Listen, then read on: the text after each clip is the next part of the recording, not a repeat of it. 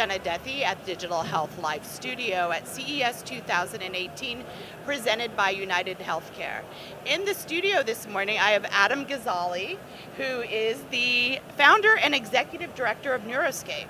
And I understand that you gave the keynote this morning at the Digital Health Summit, and you were talking about technology and neuroscience.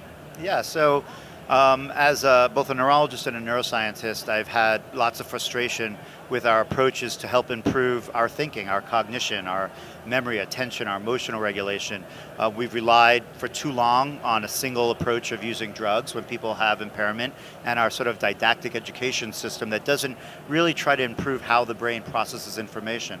And so I look towards the world of technology. I live in San Francisco now for the last 15 years, and you see technology being used for everything else. And so I wondered, could we create technologies that help improve our brain function?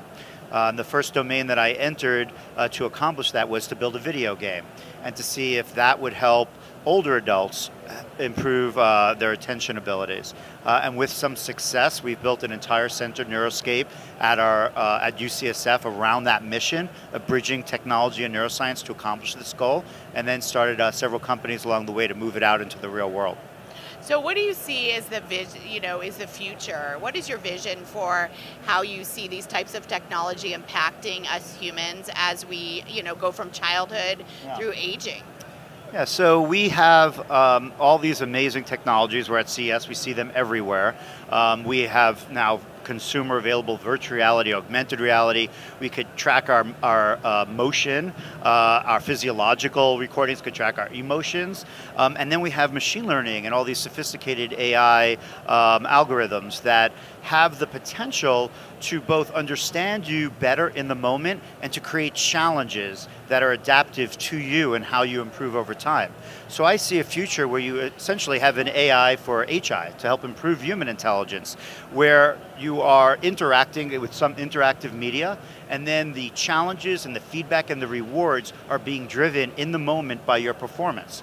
And I think that this type of closed loop system will create new types of medicine and new types of educational tools to improve how our brains function. Right, that's just fascinating. So I've seen some of the new virtual reality meditation type products. I'm assuming that they're being, and my husband's a veteran of the first Gulf War, and so I know that for PTSD there is some VR being used. Do you want to tell me how you think? Obviously, that's a technology that's been totally. working. I think it's only the beginning. It could have an impact across every condition of the mind where there are deficits, whether they be neurological or psychiatric. So from ADHD to autism, post-traumatic stress disorder, traumatic brain injury, early dementia, we see the promise of the immersiveness and the real world connectivity that is offered by VR and AR as the health tools of the future, and also educational tools. Well, great. Well, thank you so much for coming down and visiting us in the studio today. Thank you. Really appreciate it. Thanks. And this is Shenna Dethi at the Digital Health Live Studio at CES 2018, presented by United Healthcare.